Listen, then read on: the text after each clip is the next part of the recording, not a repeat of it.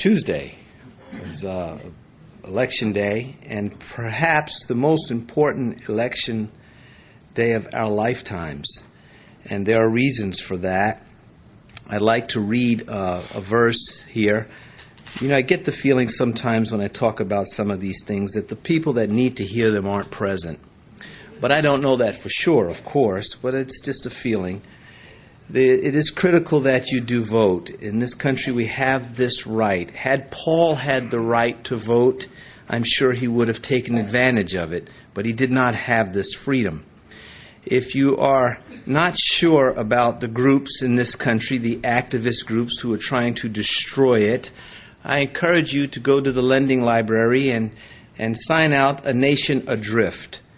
And also pay attention to the candidates who are cozy with these activist groups because they are deliberately targeting our rights to worship. We have, even in this state, up for the Senate, one of the individuals has mocked homeschoolers and Christians and those who are, I would consider patriots, because it goes against their agenda. And their agenda is dictated to them, of course, as we know it, by the devil. And how we know that is because it is directly against righteousness. So let me read a verse here. For those of you Christians who think that God is going to automatically bless His people, listen to Proverbs 29, verse 2. When the righteous are in authority, the people rejoice. But when a wicked man rules, the people groan. And I think that is very clear, that if you have a chance to vote for righteousness, then you must do so. And as you consider the candidates, we do not want to tell you how to vote, except to say that you are to vote as though you love Jesus, as though you love His Word. You are to vote as though one day you will stand before Him. And you are to vote as though you recall that He is standing with you when you vote.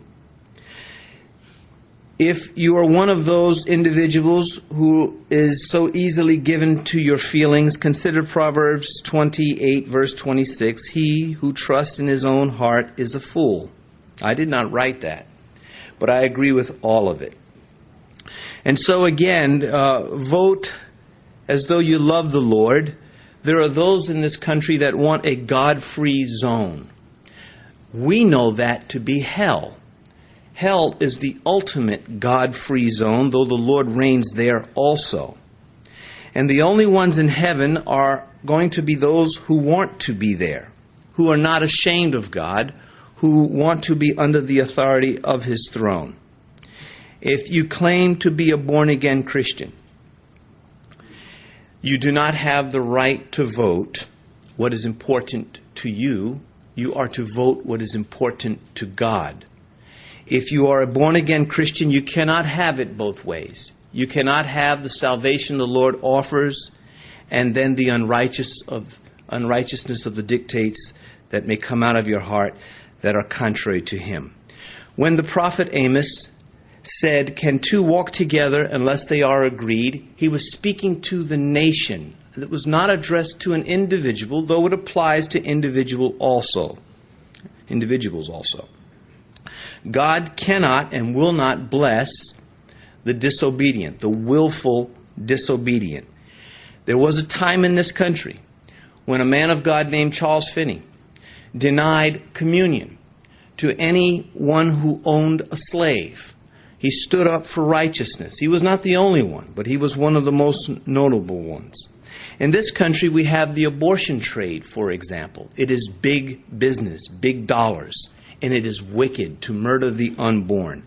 And if the candidate that you are choosing to vote for, when you have a choice, when given the choice between a candidate who stands for morality versus one who does not, it is a no-brainer.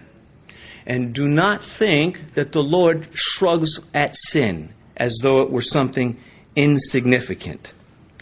At this election, the president that is elected will more than likely be appointing Supreme Court justices or injustices as they may choose to be. And what we are facing in this country against the church is an aggressive homosexual agenda that is seeking to indoctrinate our children to not only tolerate but to embrace their sinful behavior. And they are willing to force it upon us, using the court systems to do so. Abortion, as I mentioned also, I do not know how a person can vote for a candidate who is for murdering babies when they have a choice to vote for one who is not. If you vote economics over morality, you need to know this: God will not bless.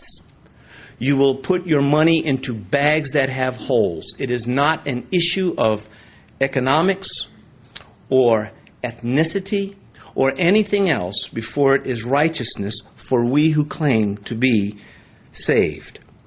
Also, those who will be appointed to various courts throughout the land, our freedoms are at stake.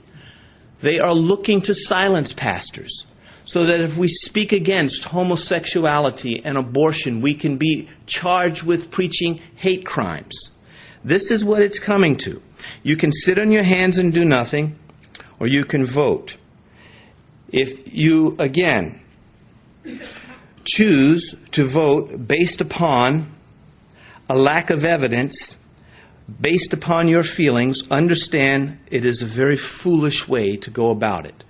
We have available voting sheets so you can know the facts behind the two presidential candidates, how they voted, and then you get to cast your vote also.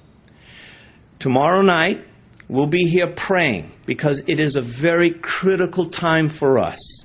Satan is very serious. He is looking to steal souls and give you nothing in return. The devil has never gotten one soul out of trouble, but he has put every soul into trouble.